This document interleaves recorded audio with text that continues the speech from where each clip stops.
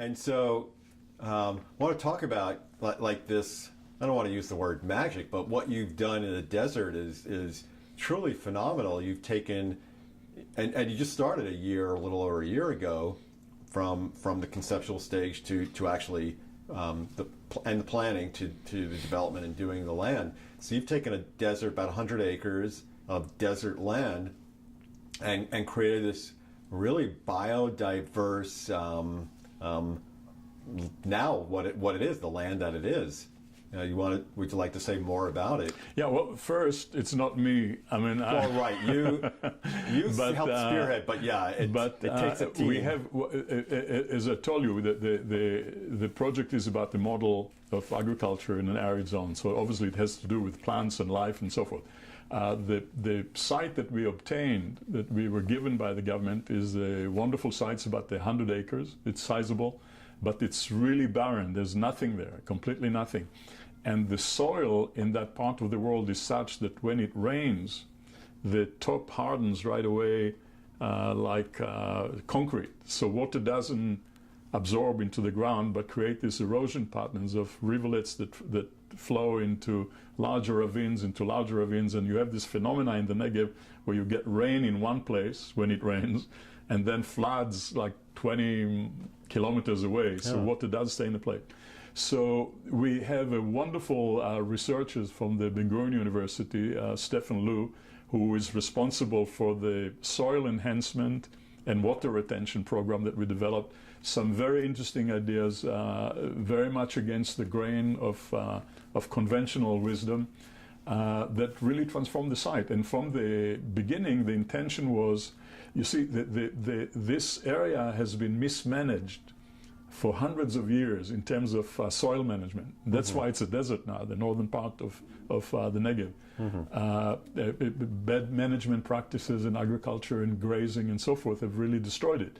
So one aspect of Project Wadi Yatir is this ecosystem restoration, if you will.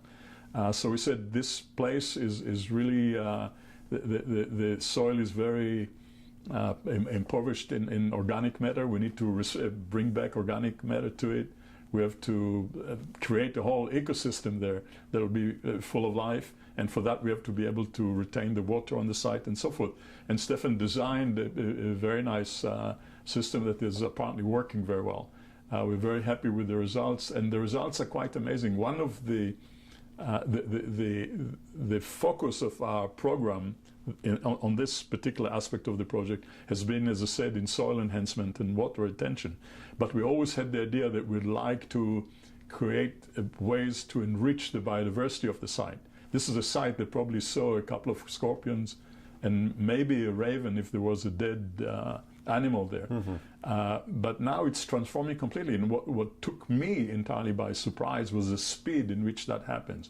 Because you create an ecosystem, and in that ecosystem, all the key elements self-reinforce, and the amplification factor is huge. So only, I would say, within a few months, 4 to 6 months of planting the first trees, everything transformed, the whole flora of the site. And then with flowers and change of flora, all the cross-pollinating insects arrive, and with the insects, all kind of birds arrive, and with the birds, all kinds of predators arrive. So today, when you look at the site, it's no longer this barren, yellow, brownish, hard, whatever. It's full of trees, a lot of fruit trees, a lot of birds, a lot of butterflies, a lot of insects.